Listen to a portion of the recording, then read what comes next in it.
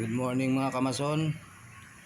Nandito tayo ngayon sa ating trabaho at binalikan natin muli para matapos na natin itong yariin. At pagpipintura tayo para sa finishing touch niya.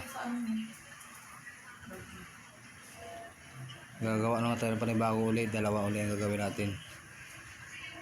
Inuna natin to para malagyan na siya ng dugi-dugi. Pipintura na mga kamason para sa finishing touch niya. Pa-like and share, follow na lang po. Maraming salamat.